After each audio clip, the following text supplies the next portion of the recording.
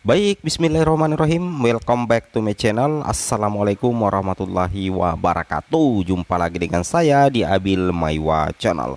Jadi teman-teman, channel ini merupakan channel pendidikan tempat kita berbagi tentang aplikasi pendidikan, Microsoft Office, serta tips dan triks komputer. Jadi pada video kali ini Bapak Ibu ya, kembali lagi admin akan mengupdate informasi terbaru terkait P3K Guru tahun 2022, yang mana di sini kami mencoba menginformasikan ya data pelamar prioritas P3K yang bisa diperbaharui di laman SSCASN BKN nantinya. Jadi ini kami menyajikan beberapa data Bapak Ibu ya yang nantinya bisa diperbaharui oleh pelamar prioritas P3K. Mungkin saja apa yang kami tampilkan di sini tidak semuanya Bapak Ibu ya, tidak semuanya, bisa jadi ada data-data yang lain yang bisa Bapak Ibu perbaiki. Oke, hujan Bapak Ibu ya, hujan, ini hujan. Jadi disclaimer bahwasanya video yang kami sajikan pada hari ini itu bukanlah video resmi, karena video resmi itu tentunya datanya dari BKN, Panselnas, dan Kemdikbudristek. Oke, bagi rekan-rekan guru yang baru menemukan channel ini, silakan tekan tombol subscribe dan aktifkan lonceng notifikasi agar setiap hari Bapak Ibu bisa mengupdate informasi terbaru dari kami. Oke, tanpa panjang lebar lagi, kita langsung to the point saja ke informasinya. Sebagaimana kita ketahui Bapak Ibu ya, bahwasanya untuk perekrutan P3K tahun 2022 itu akan ada 3 mekanisme resmi. Yang pertama adalah penempatan guru yang sudah lolos passing grade. Kemudian yang kedua adalah adanya seleksi kesesuaian, verifikasi untuk pelamar prioritas 2 dan 3. Dan yang ketiga adalah adanya seleksi tes CAT UNBK untuk pelamar umum. Dan ketiga mekanisme ini ditentukan oleh ketersediaan formasi. Seperti itu Bapak Ibu ya. Ini tentunya selalu menjadi pembuka kami di video ini supaya mengingatkan Bapak Ibu guru sekalian. Oke, kemudian kita lanjut lagi di sini. Bahwasanya nantinya ketika Bapak Ibu yang merupakan peserta yang lolos passing grade, anggaplah Bapak Ibu tidak mendapatkan formasi nantinya ya, tapi mudah-mudahan saja mendapatkan formasi. Misalkan ya, pelamar prioritas 1 itu tidak mendapatkan formasi nantinya ada 2 kemungkinan besar Bapak Ibu yang akan terjadi. Yang pertama itu ditawarkan ke Pemda lain. Tentunya ada konfirmasi ya, Pemda yang dituju apakah mau menerima atau tidak. Kemudian Bapak Ibu masuk ke laut atau keranjang dengan asumsi bahwasanya Bapak Ibu mengisi formasi di seleksi selanjutnya.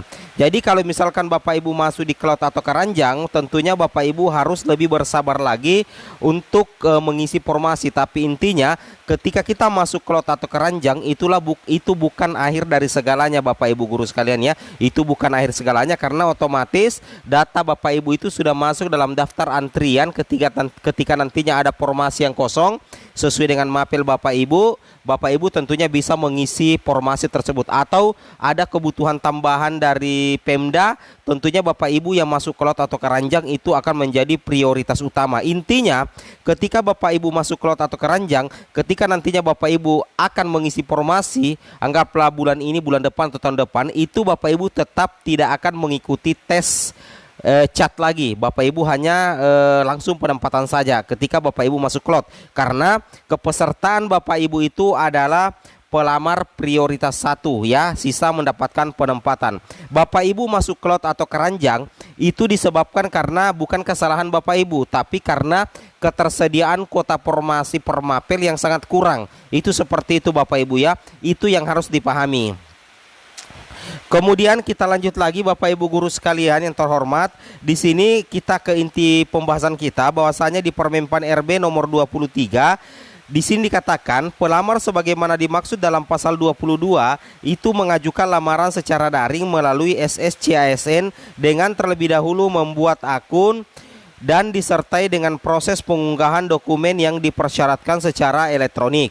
Kemudian pembuatan akun sebagaimana dimaksud pada ayat 1 hanya dapat dilakukan sebanyak 1 kali di awal pembukaan seleksi P3K jabatan fungsional guru tahun 2022. Ini diperuntukkan untuk yang belum punya akun Bapak Ibu guru sekalian. Kemudian pembuatan akun sebagaimana dimaksud pada ayat 1 dikecualikan, berarti ada 2 kategori yang tidak perlu membuat akun Bapak Ibu ya. Yang pertama itu adalah maksudnya akun SSCSN ya. Yang pertama adalah pelamar prioritas 1 sebagaimana dimaksud dalam pasal 5 ayat 1 huruf A. Dan yang kedua adalah pelamar yang telah memiliki akun pada seleksi tahun 2021. Kemudian pasal 23 ayat 4 di sini dibahasakan bahwasanya pelamar sebagaimana dimaksud pada ayat ketiga huruf B dapat melakukan pembaharuan data dan mengajukan lamaran menggunakan akun yang telah dimiliki. Jadi ini masuk dalam pelamar ya, pelamar yang memiliki akun atau pelamar prioritas yang memiliki akun SSCASN tahun lalu itu tetap bisa melakukan pembaharuan data. Nah, di sini kami akan mencoba menyajikan beberapa data yang kemungkinan besar nantinya itu bisa Bapak Ibu pelamar prioritas atau pelamar yang sudah memiliki akun di tahun 2021 untuk melakukan pembaharuan data. Meskipun apa yang kami tampilkan di sini tidak semuanya, bisa jadi masih banyak data yang bisa diperbaharui, tapi kami berikan yang garis besarnya dulu Bapak Ibu ya. Mohon maaf suara kami perbesar karena memang sangat hujan deras Bapak Ibu ya. Nah, yang pertama di sini yang harus Bapak Ibu ketahui, data-data yang perlu diperbaharui adalah yang pertama pas foto dengan latar belakang merah. Jadi ini perlu sekali Bapak Ibu ya. Misalkan nantinya di halaman SSCASN Bapak Ibu ingin mengganti pas foto dengan latar belakang merah yang terbaru, makanya tentunya ada menunya nanti untuk mengganti pas foto tersebut. Itu yang harus Bapak Ibu pahami. Kemudian sertifikat pendidik bagi yang memiliki. Jadi bagi pelamar yang sudah memiliki akun termasuk pelamar prioritas, ketika di tahun 2021 Bapak Ibu tidak mengunggah dokumen sertifikat pendidik, itu penyebabnya karena pada saat itu Bapak Ibu tidak memiliki sertifikat pendidik. Tapi mungkin di tahun 2022 ini ada yang sudah memiliki sertifikat pendidik, nanti akan ada menu untuk mengupload ulang sertifikat pendidik bagi yang memiliki. Karena tentunya itu adalah hak Bapak Ibu di pembaharuan data. Apalagi di pasal 23 sudah dikatakan akan ada pembaharuan data untuk pelamar yang memiliki akun SSCASN. Seperti itu Bapak Ibu ya. Kemudian data yang ketiga. Data yang ketiga yang bisa Bapak Ibu perbaharui adalah nomor telepon. Jadi nomor telepon yang aktif itu bisa diperbaharui. Anggaplah di tahun 2021 nomor HP Bapak Ibu itu hilang dan sudah tidak aktif lagi. Nantinya di tahun 2022 tentunya akan ada menu pembaharuan untuk nomor telepon Bapak Ibu sekalian. Seperti itu Bapak Ibu ya. Kemudian email. Anggaplah email Bapak Ibu tahun lalu itu sudah tidak aktif. Nah, nantinya kemungkinan besar itu akan ada pembaharuan data untuk email. Karena ini penting sekali apabila Bapak Ibu lupa password. Jadi nantinya Bapak Ibu bisa memperbaharui email Bapak Ibu sekalian. Oke, suara kami teriak-teriak karena hujan deras Bapak Ibu ya. Kemudian kita lanjut data berikutnya. Data berikutnya adalah jenis sertifikasi.